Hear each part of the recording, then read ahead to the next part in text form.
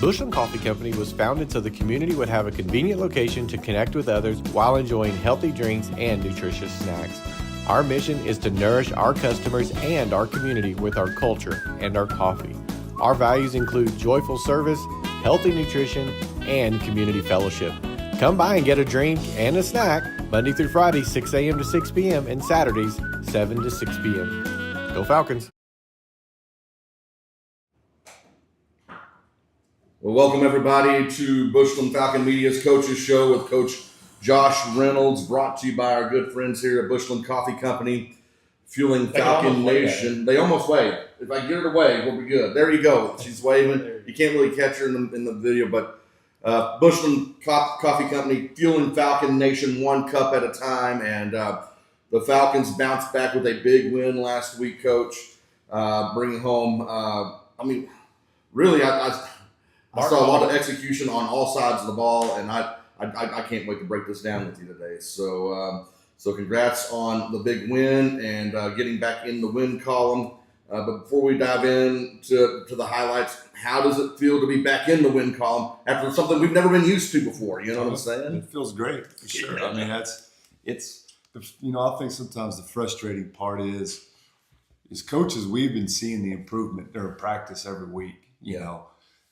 But for the kids, you know, you want them to see the win on the scoreboard. Mm-hmm. So kind of, you know, so they can kind of see, all right, we know what you're talking about now. We've been getting better, you know, because ultimately that's what we're judged on every Friday night, you know. But as coaches, you have to have, you know, the reality of, all right, everybody else, all they see is Friday night. They don't see Monday through Thursday, the practice and the progress we're making. So for the kids, I was just excited for them, you know, because just to be able for them to go out and to be able to see the win on the scoreboard was a big deal for them, and to hopefully, you know, get us on a roll, you know, going the other direction now. So, like you said, a lot of great things on Friday night. Well, you know, you and I talked about this last week, and I want to apologize to Falcon Nation out there, all right? This guy forgot to post last week's coaches show, so that's why we're live today, so I don't forget to post it. But, you know, you and I discussed this last week. I mean, we always say football's a game of inches. And that's what I've been seeing over the last week. We're just inches away from making those big plays where then, as in last Friday, you saw them connect and time after time again, you know what I mean? And so I'm glad we got to see that production. What you see Monday through Thursday, right? We got to see that on Friday. Absolutely. And so it was pretty awesome. So yeah, I think one of the biggest things that I took away from it too is obviously the win, but so many different guys contributing. You know, when you're a little bit younger, somewhat inexperienced team, you know, you just start waiting on those guys to finally, you know, make some plays that get some confidence that hopefully starts propelling them forward, you know, propelling your team forward, because, you know, there were so many guys make plays in offense, defense, special teams, you know, on offense we had, it wasn't just, you know, Jenner King out there making plays. It was Colton Strickland. It was Jordan Mariscal, Zeke Poole, you know, the running game, the O-line provided for all of that. You know, it was a total team effort, you know, on the offensive side. You know, defense, you had a lot of guys making plays, your usuals, Bryson Jimenez, Jackson Lawler, Colton Strickland, but you also had, you know, Mr. Lanham making some plays back there at safety. Yeah. Devin Coronado making some plays. Yeah. Interception by Lanham, you know, returning punts back there. There was just a lot of guys that pitched in and did a lot of great things. And that's what you hopefully see from a growing football team, is the confidence and the other guys making those plays. And once you do that, you can really start seeing big improvements. So offensively, there seemed to be a much better rhythm this week. It seemed like, you know, the previous week's a little bit off, a little bit guys not kind of in tune with each other. But this week seemed to be a better rhythm. Anything change particularly going into the week, or did y'all? It looked like you changed things up a little bit from an offensive perspective. You know, that's the thing. We played two quarterbacks obviously for a majority of the season. You know, and you know you have two guys that have some skill sets. One of them, did some things better than the other, vice versa. You try to play towards that. The thing is, you have, early on in the season when you're playing two. The hard part can be, like you said, they do different things well. So, when one's in, you try to play a little more like this. The other one's in, you try to change, and it can be a little bit hard to try to get a rhythm, get a little flow in your offense. At the same time, you're trying to utilize what they do well. I think probably, we started getting some direction. I think I may have mentioned to you guys. I felt like after the Dumas game, we started probably for the first time, we had a little direction of where we kind of felt like we wanted to go. Even that game in the Dumas, even though we lost, even though we only scored 14 points, we had over 420 yards of offense. We just didn't get in the end zone a couple of times. And, we're inside the 15-yard line there in the fourth quarter against Dumas. If we score in that possession, it's a one-possession game. So, anyways, coming out of that game, we felt like we had some direction on where to go. Obviously we played Cannon at quarterback 98% of the time. Last week against, Perryton, he's been doing a great job with some things, has some things to work on, and he's definitely working on those things. But it allowed, Colton Strickland to play receiver as well, which gives us, another threat out there, and I think that showed. Not just catching the ball. Right. I mean, he Catching can do other the ball, things. running the ball. We put him in at quarterback. He scored the first touchdown. Yep. There's just some different things where we've been able to do with that, and we'll still have some packages and possessions where we play him at quarterback, but we feel like we have some direction on kind of where we want to go right now.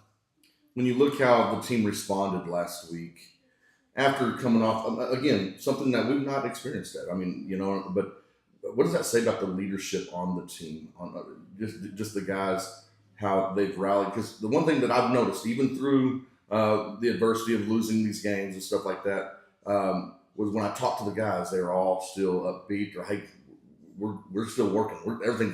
We're still excited about this. What does that say about our leadership on the team?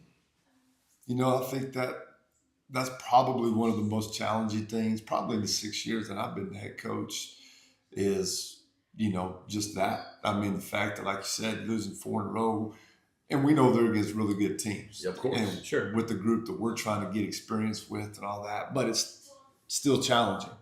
But that's something that I think we've, told the kids, if we just embrace everything we're going through right now, this could be something, really good for us when you look back at the end of it. We've said this several times with our teams, like, this season's it's not a sprint. We're trying to win every Friday. Yep. We get one game a week. You better take advantage and try to win those every Friday. But overall, it's more of a marathon. What can we do to keep getting better? And for those guys to just trust us with that, that doesn't mean it's been easy. Right. But to trust us with that, yeah, and just keep working, week after week, just keep working and understand kind of the process of this deal. And, it just says a lot, the maturity about our kids and our coaches, to be able to just keep hope, and understand that it's a process, like you said, and it doesn't really matter. It doesn't really matter when it's all said and done what games we won early on, what games we lost. It's about how much better we're getting to give us an opportunity to play our best in the district and come playoff time. So answering your question, just been proud of our kids because there hadn't been any issues. There hadn't been any issues. After the Dumas game on the field, we circled up. It's usually me standing there talking to them on a knee, whatever. We circled up on the field after the game. And I told them, I said, and we put our arms around each other, and I said, this circle right here and everybody in it are the only ones that matter. No, nobody else's opinions matters. Okay? Outside of here, it doesn't matter what you're going to hear. So you're all going to hear, just like I gripe about the Cowboys every week. Okay? That's human nature. People on the outside of the circle always have the answer. You know what I mean? It's easy to have the answer outside the circle. Yeah. Absolutely. I'm not in the Cowboys circle, but I got the answers for Jerry Jones if he wants it. So, Jerry, if you're listening, we've got a great coach here. All right, come on. And I think they just believe in that. And like I said, I think that's also why going to and getting that win last week was so important because it kind of validates that a little bit. Now, last week's it's gone now. It doesn't matter. We got a new week ahead of us, so we got to go do it this week. I'm curious though, and I'm sorry, Chris, I interrupted you, but I'm curious. You talk about that circle at the end of the Dumas game. What was the message after the Perryton game? What was it that you said to your guys? Like, first thing I just told us, I'm so happy for you guys. I wanted for them to get the win because I know how much it means to them. I know how much that they put into it. And when you lose some games like we did, you hear it from everyone, everywhere, And I said, you can't listen to any of that because it doesn't matter. There's nobody out there that you would take advice from or I would take advice from on how to do things. So it doesn't matter, Where it would matter if it's somebody that you would listen to and take advice from, then that's when you have concerns. So I said, I was just so happy for them to be able to go get that win and see a smile on their face after the game instead of like a nice ride home too. Oh, absolutely. Yeah. That meal, that whatever we had, I can't remember what we ate on the way back, but it tasted a lot better after a victory. Yeah, absolutely. So, district-wise, I want to hit the big upset. At least seemed to be an upset last week with Shallowater beating Canadian, and not by a little. Right. By quite a bit. I haven't seen any game film on it. I read some comments, but it was a very un-Canadian-like game from what I hear from turnovers and whatnot. But did that one shock you a little bit? I think just the score. Yeah. I think anytime Shallowater's got a good team, a good program, and you go on the road. Of course, you have Canadian. That's probably almost close to a 4-hour trip for them. They haven't done that this year. So I think doesn't surprise me that Shallowater won. I think anytime Canadian loses by that margin is probably a shocker, So, but it can happen. It's sports. It's high school football, and you go on the road and 4-hour trip, and you don't play your best game. You turn it over 7 times, and I maybe had a few guys out. Those things can happen. It comes down to sometimes a motivated team. And things go your way, it can turn like that in a hurry. I know we got one more week. We'll get Andrews. We'll talk about that, and when district starts. District seems at least the top 3 teams. So Dalhart, Bushland, and Shallowater seem super close as far as on skill, execution.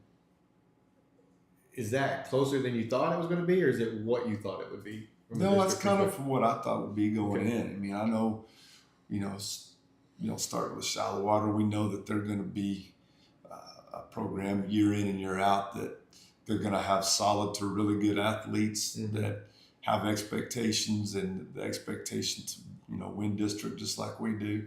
I knew Dalhart had, they had some, we knew they had some really good skill kids coming back. They're as skilled as they've been that I can ever remember in a long time. With quarterbacks, running backs, receivers, all that stuff. And I think probably the question with them was maybe, up front a little bit. Well, I think they're answering that question and saying, we have a good lineman. I mean, they're scoring a ton of points, shutting people out. So both sides of the ball, I think their interior guys, linemen, are playing well. Or, I know they shut Milshoe out last week, and Milshoe's been scoring a lot of points. They have been. Yeah. So that goes to show you there that they're probably, honestly, I would guess that Dalhart probably has the most confidence going into district. Based off wins and losses, how they've done things. So, and we're not there yet. Everybody's still playing one more today. Yep, but I think it's going to be a tight district race. I agree. Well, before we get to district, like I said, we have one more. We've got Andrews this week. We got a bye week next week. And so what have you seen? What are we looking at tomorrow night's game when it comes to Andrews? They seem to have some pretty good size. I have not done a bunch of film study on them, but what do you think the key matchups are going to be for us going into this week's game? Well, when you watch them, they're offensively, their offense, they're an old school throwback slot T, option. They're not option slot T type philosophy where they're going to they're going to huddle up and they're going to sprint to the line of scrimmage just like we saw them last year. You know, they're going to get to the line of scrimmage real fast and try to out formation you, outflank you a little bit at times with some of their different, you know, formations, tackle over, nasty slot, you know, wing stuff. And they're going to run the ball. That's what they want to do. You know, they're not going to hide it. You know, they're going to run it. They do a lot of different things, dealing to the fullback, wingback, tailback. It's really, truly a test of discipline on defensively for our part. You know, you got to be able to trust your keys, trust your eyes. If you start looking to where you think the quarterback's handing the ball, you're going to be in trouble. Yep. You know, because what happens then is you're looking around, and next thing you know, the guy who has the ball ran right by you, and he's already 15 yards deep. So it's going to be truly a test of our kids in the discipline of getting your eyes where they're supposed to be, trusting your keys, and letting your keys take you to the ball, you know. And then once you get there, you know, making play and then rallying to the ball. So it's different deals that you don't see very often anymore. I thought we handled it well last year, but it's a different year. So we got to be able to handle that defensively. Offensively for us, their defense, they're pretty active. They're going to show different fronts, you know, different coverages. They like to blitz a lot of guys, bring a lot of different people. So pretty athletic in the secondary. So they're going to do a lot of different things, you know, to pose us some challenges. And they're a 2-4 team as well. You watch them on film, and I think they're better than that than their record indicates. Very scary team, you know, just for the things I mentioned, you know, what they do offensively, you know, and how active they are defensively. So we're looking forward to the matchup. Maybe not so much the 3.5-hour drive again, but have you found us that helicopter yet? I know. We're still looking for an airplane ride. Still working on it. Yeah. So you mentioned about the discipline for an individual, but how important is it that not only that you stay disciplined, but that you trust the guy next to you is going to stay disciplined? Because that's one of the big keys on that from a defensive scheme perspective is I can stay focused because I trust my guy next to me. Right. Y'all put a big emphasis on that this week of focus on you, but trust your guy to your left or to your right has got what they're doing too. It all works. You know, we tried to show them on film last year when we did it right. We weren't perfect at it last year, but you know, when you play hard, that can make up for some mistakes. You know, when you play hard and you play physical, it can make up for some things. We weren't perfect, but we played hard. But we tried to show them too. You know, when you do it this way, when your eyes are right, you know, you're good. Come on through. When your eyes are right, it's going to take you right to the ball. Or, you know, it's, you know, when you're doing it, and the guy next to me, maybe, you know, I do my job, which allows him to make the play. Here's an example of it, you know, and we film practice a lot. So we're filming practice sometimes this week too, and watch it the next day after practice to show the kids, all right, right here, you didn't trust yourself, you know, this would have taken you right to the ball. Or it would have taken you to this spot and allowed him to make the play. But it all ties in together, you know, truly on that. When you go against an offense like this, whether you're making a play or like, you know, like Chris said, you're doing your job, which allows the guy next to you to make the play. So, I laughed at, we had Jackson Lawler on the show the other day and on the High Plains Huddle. And I laughed at Julian when he said, Jackson, just hit the quarterback, and then you're guaranteed he'll pitch the ball every time. Yeah. So that was Julian's advice. Well, and how do you know, when you are, I'm guessing setting the JV up to scrimmage to get ready defensively. Yeah. You know, we're not used to running that kind of, you know, that offense. So it's hard to really, you know, compare. I mean, I'm sure you've got some players that can do that, but it's just hard because when you're not used to running that offense. So how do you get the guys prepared for that? Yeah. As you're watching them in practice. Well, first of all, you try to show them on film. All right, here's how they're gonna everything from how they huddle to how they break the huddle and get to the line fast. Because once the quarterback hits the line, it's go. Yeah, let's go. You know, so guess who got to run scout team quarterback this week? I'm glad this week is over with. I'm tired of getting my feet stepped on, my ankles. I have marks and cuts all over my feet and ankles from getting stepped on by the cleats. So, but just kind of, I mean, you know, that's what you saw. Like when we were playing, when I was playing, you saw a lot of those top offenses. So you kind of know how to run it, how to get up there and do that. So, you try to show them on film, and then kids did a good job. I think our kids did a great job this week, and kind of embracing it, something different. It's kind of fun for them. I think. Yeah, for You sure. know, Of course, yeah. we're going with all just the combat, the collisions, that type of offense. Everything condensed in from about a 10-yard area. We took hand shields, and our linemen, we had those hand shields set up. So we broke the huddle. They sprinted up there, grabbed the hand shield, and they came off the ball just because of the amount of collisions we had a little bit more this week, And it's hard for them, trying to, we got the cards, the scout cards that show them what to do. And you're never going to get it perfect by Tuesday. Our scout team was better. By yesterday, we were, running it pretty good. Scout team's ready to change their offense. Oh, yeah. I one kid yesterday. See, I know. Hunter Branstad yesterday, he was playing kind of the tailback. He was doing a good job giving us a good look. And he's like, this is kind of fun playing this spot over here. So, they did a good job this week. And like I said, really just kind of embracing it. I think the linemen enjoyed breaking the huddle and sprinting to the line. And then, like I said, me getting up there and go real fast. I think I'm tired of getting stepped on, like I said. But I think our scout team, both our JV and, we generally have two huddles. We'll have the JV come down. They'll run a play at the one defense, and then the two varsity kids, and they'll run a play. So we're back and forth just to maximize our reps. Then they rotate. But they did a good job this week, I think, running that. You can't exactly. You're never going to get. You can't simulate it to a T. I mean, the speed of it. Yep. No matter what we do, it's going to take us generally 2 or 3 series where you kind of get used to it. At first you're kind of still the speed of it, the way they get up there, snap it, the way they hit everything. We can't really simulate that. Just kind of like that's what we want when we play fast on offense. We want those people that we're playing try to simulate our tempo in NASCAR, but you can't simulate it. Your scout teams can do a good job, but it's not going to be exactly the same.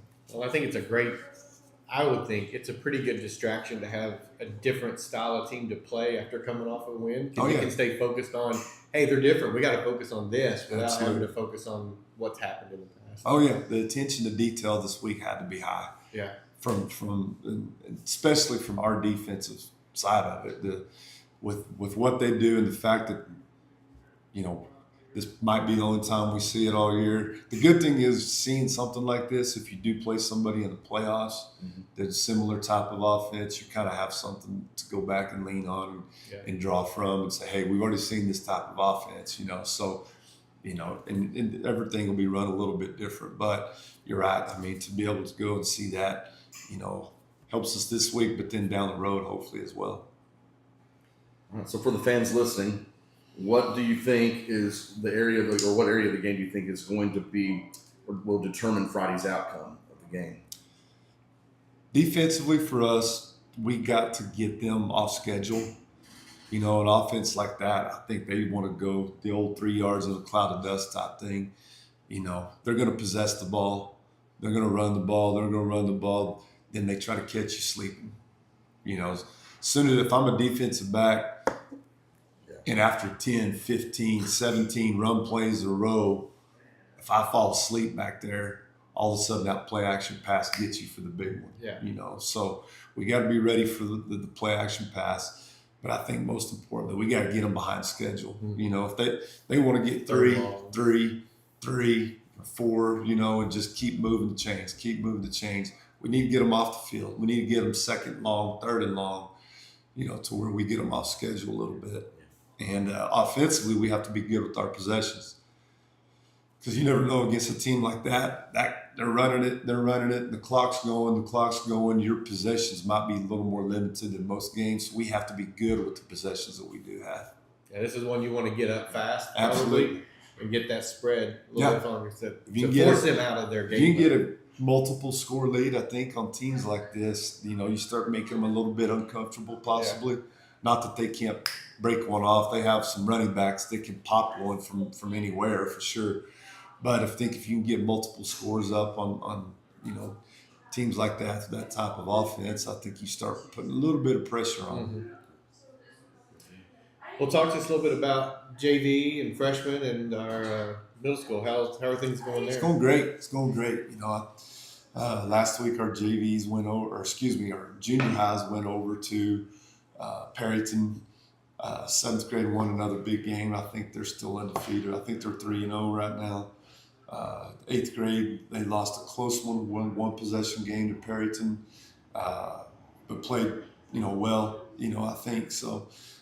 Then the freshmen and JV combined last week. Perryton didn't have a freshman team, so we combined, played really well. We got a big win there. So all the sub-varsities are playing well. Man, I tell the JV this week, I'm super proud of our JV that we are right now. Just because, I think we have 4 or 5 sophomores up on the varsity. We got another one hurt, 1 or 2 hurt, kind of out for the season type deal.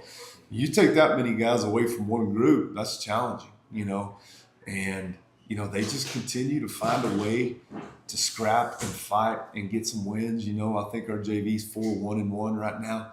Could easily be 5-1, and they just go out and play hard, And when you take that many guys away from a group like that, number one, it opens up other opportunities, and there's going to be a lot of people that doubt you, but when you look at it, they're 4-1-1, playing hard, even in the loss, playing extremely hard, even in a tie, played extremely hard, just getting the most out of themselves, the most out of their opportunities. So just really proud of those guys, for showing up every Thursday night and just trying to find a way. If you're a little bit, behind maybe the teams you're playing from a skill point of view, simply because of move-ups and injuries, but you find a way to be in the game and win, that says a lot about those guys. So for sure, some varsity stuff going really good. Good. All right. Well, thanks again for joining us. Absolutely. Thank you. Week 7. Yeah. Where's this football season going? Getting there in a hurry. It's crazy, man. Yeah. I was typing that in this morning. I was like, okay, here we go. Yeah. It's unbelievable to think that. But congratulations again on the win last week. Thank you. Best of luck to you tomorrow as we go to Andrews. If you find that charter, let us know. We would love to hop on the charter with you by then. Well, the good news is after this week, we're bye, so no travel next week. And then we're home. 2 home games, and then the next one is River Road. So we're not leaving. We're not leaving for a while. About that. That's right. That's right. Well, kickoff tomorrow night is at 7 p.m. We'll begin our broadcast around 6:30. So tune in to Bushland Falcon Media. If you can't make that long road trip, we'll be live. We'll have the game ready for you. Play-by-play, post-game, pre-game, all that. We'll have all that ready for you. And any parting words for you, Chris? No, looking forward to it. Not looking forward to the drive, but looking forward to the game. And I think it's going to be a good one. So, Coach, thanks again for joining us. Bushland Coffee, thanks for hosting us. We got a new look. We went live this week, which we haven't done live in a couple of years, actually. We've recorded most of it. So, but anyway, thanks for joining us. And Bushland Falcon Media, where every game comes to life.